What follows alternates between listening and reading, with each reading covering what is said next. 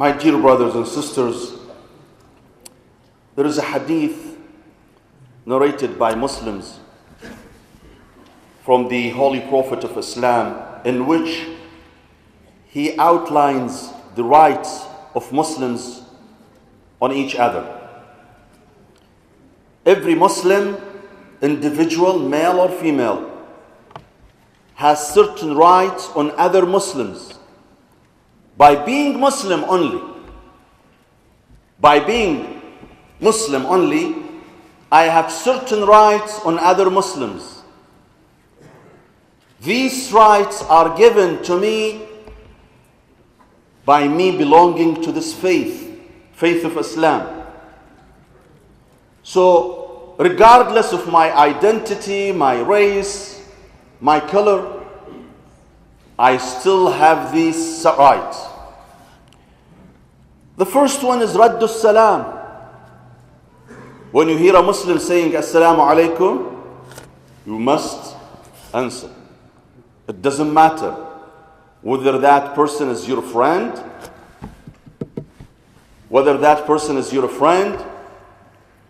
or he is not your friend. Even if he is someone who may not have a good relationship with you, but he says Assalamu alaikum to you, you must answer. You must answer the salam. Because Allah subhanahu wa ta'ala wants us to act in a peaceful way with all people. Even with those whom we disagree with. Always be peaceful. And always spread the word of salam, which means peace, with others. So that's the first right. Raddu salam, to answer his salam. If you hear any Muslim saying salam to you, you must answer his salam. وَعِيَادَةُ الْمَرِيضِ. If they're a Muslim patient, go and visit him.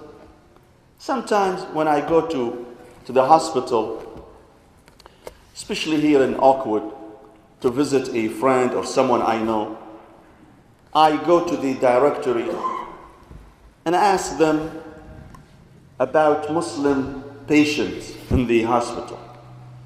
So as I'm visiting my friend or the person I know, I take a round on other Muslim patients, even those who I don't know. And when I visit them, they become so happy and excited to see an imam is visiting them, a religious leader is visiting them. Always when you go to the hospital to visit a friend, I'm sure there are other Muslim patients in the hospital. Go and visit them. Go check on them. This is the right they own on you, that you visit them, even if you don't know them. Even if they belong to a different sect or different school of thought, but they are still Muslims. Show your Muslim brotherhood by visiting them, by checking on them. Indeed, there is a very interesting hadith. Allah subhanahu wa ta'ala says to the believer in the day of judgment, my servant, I got sick and you did not come to visit me. So the servant of Allah, the believer, says, my Lord, how do you get sick? You never get sick. Allah subhanahu wa ta'ala replies, He says, yes, when my Muslim servant got sick, I was there next to him. You did not go to visit him. Had you visited him, you would have visited me, visited Allah subhanahu wa ta'ala. So this is the second right every Muslim has on other Muslims. To be visited once he is sick. Indeed, I was I'm not sure when, I think in Florida. A Muslim brother came and greeted me, shook hand with me. And he said, I'm a convert. I converted recently to Islam, about a year ago. And he told me the story of his conversion. He says, I was in the hospital. And I had a Muslim roommate, someone who is in the same room with me, who's Muslim. And I see over the span of a month, hundreds of people are visiting my friend, but no one visited me. So I asked my Muslim roommate, why is it that you are visited by people? He answers, because I'm Muslim. And in our religion, it is highly recommended that you visit your Muslim friends once he is patient.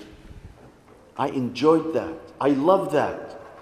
I loved that spirit of brotherhood among Muslims. And I asked my Muslim roommates to teach me about Islam, and he did, and I ended up converting to Islam. See, my dear brothers and sisters, Imam Ja'far al-Sadiq alayhi salam says, إِنَّمَا الدِّينُ الْمُعَامَلَةِ. The true manifestation of religion is how to treat people, how to deal with them. The true manifestation of religion is not only confined within praying and fasting, but also through the way we treat people, how nicely we treat people. When we treat people with kindness and love, this will attract them to your faith, to your belief, and vice versa. When we are rude, when we are tough, we alienate people from our religion, because people view us as ambassadors and representatives of our own faith. So this is the second one. The third one, وَاتِّبَاعِ الْجَنَائِزِ. When a Muslim person dies, you attend his funeral. Let me be a little bit frank here, my dear brothers and sisters, and be honest. And I love you all and respect you all. Living in this community for 2 decades, I noticed something that troubles me. And this phenomena is this, that when a person dies from a certain village, you see only the people of his village would attend.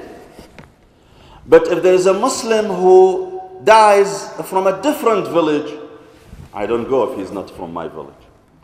In other words, when I attend the funeral, who do I see? Do I see Muslims attending? No. I see only people of his own village.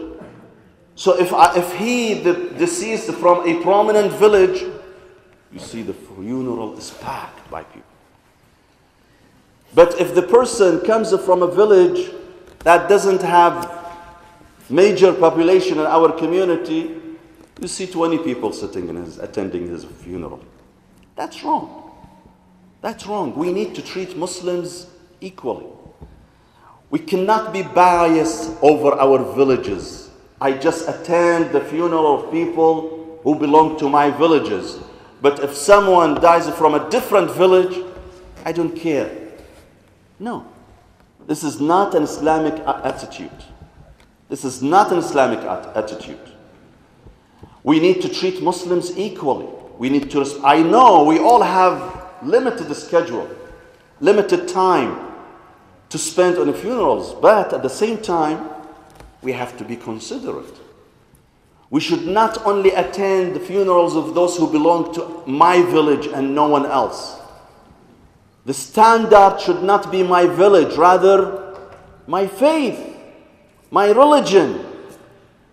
If I see a funeral for a Muslim brother, I go, whether that Muslim belongs to my village or a different village. We need to get out of this village mentality, my dear brothers and sisters.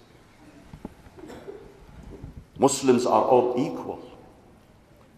The Prophet ﷺ says, مَثَلُ الْمُؤْمِنِينَ, the likeness of believers, كَمَثَلِ الْجَسَدِ الْوَاحِدِ, they are all like one body. إِذَا اشْتَكَى مِنْهُ عُضْوٌ تَدَاعَتْ لَهُ سَائِرُ الْأَعْضَاءِ بِالسَّهَرِ وَالْحُمَّةِ. You know the body? When one body, there is infection, God forbid, in your hand, the entire body reacts by having a fever. Your entire body comes to help your hand. Why? Because it is one body. The Prophet says Muslims are one body. When one Muslim gets hurt, all Muslims have to react. When one Muslim goes through difficulty, all other Muslims must show sympathy. And this is why, my dear brothers and sisters, we talk about issues belonging to Muslims in Palestine, or in Yemen, or in Syria, or in Bahrain. Someone says, why are we talking about Yemen? I'm not a Yemeni. So what? Even if you're not Yemeni, you're Muslim. And those people who are being slaughtered in Yemen now are Muslims. People who are being slaughtered in Palestine are Muslims. And you're a Muslim.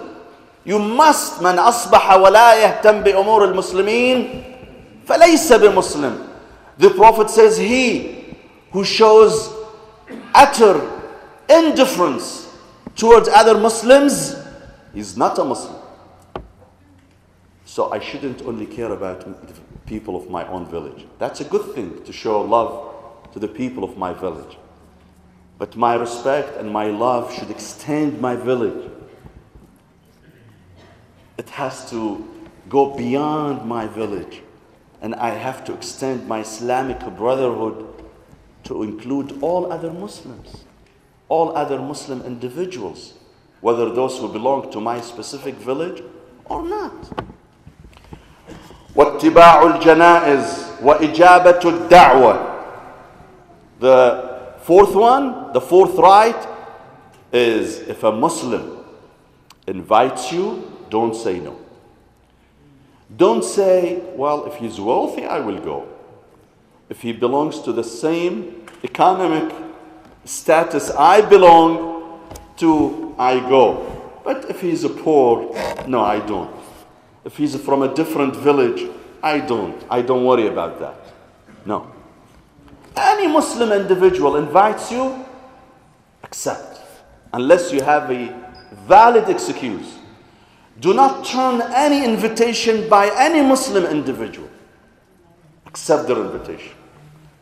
The Prophet ﷺ, he says, لو دعاني عبد, if a slave invites me, not a free person, a slave who is viewed of less of status at that time, I would not decline. I would accept his invitation. I would honor him. Always honor other Muslim brothers and sisters. When they invite you, whether to a wedding or dinner or lunch or any other occasion, they invite you, don't say no. Don't say, I don't care. I'm very impressed that last Sunday there were many of our Muslim brothers and sisters attending the demonstration, the protest against the brutal attack in Yemen. Many Muslim brothers attended. From Iraq, from Lebanon, from Palestine, from Yemen itself. Because this is not an issue of one nation, my dear brothers and sisters. This issue pertains to all of us. We are all Muslims. We should care about each other. And we should always show our diligence about other Muslims, regardless whether they belong to my village or not.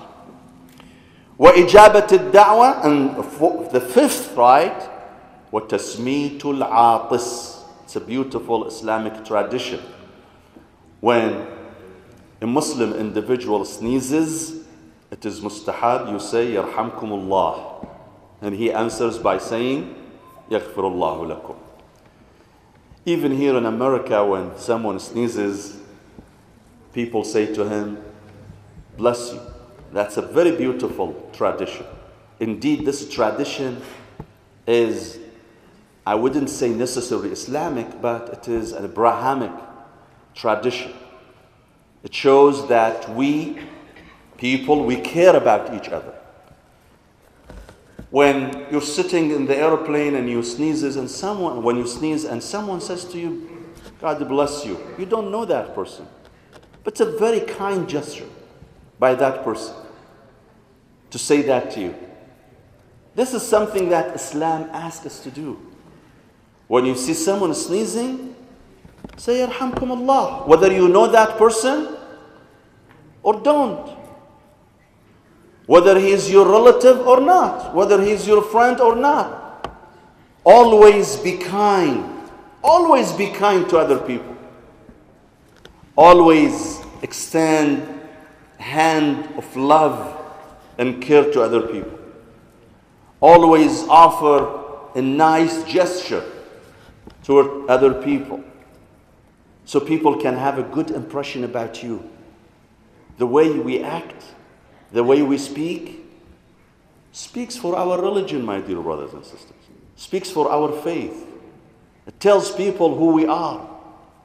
So, even in that level, tasmeetul aatis, to say Yarhamkum Allah, God bless you. This is a very beautiful Islamic tradition that shows we, the followers of Islam, are people who care about other people, who respect their feelings. And we demonstrate that through certain gestures. Allahumma ighfir lil mu'minina wal mu'minat. Before that, my dear brothers and sisters, I remind you that the YMA will be honoring the birth of Fatima Az-Zahraa alayhi salam tonight at 7 p.m. at the Fairlane Club, located on Michigan Fairlane Wood Drive. So I encourage our dear brothers and sisters, English-speaking brothers and sisters, to join the celebration for Fatima Az-Zahraa alayhi salam tonight at the YMA. اللهم اغفر للمؤمنين والمؤمنات والمسلمين والمسلمات الأحياء منهم والأموات. تابع اللهم بيننا وبينهم بالخيرات، إنك مجيب الدعوات، إنك قاضي الحاجات، إنك على كل شيء قدير. وإلى أرواح المؤمنين والمؤمنات ولشفاء مرضانا وقضاء حوائجنا نقرأ السورة المباركة الفاتحة.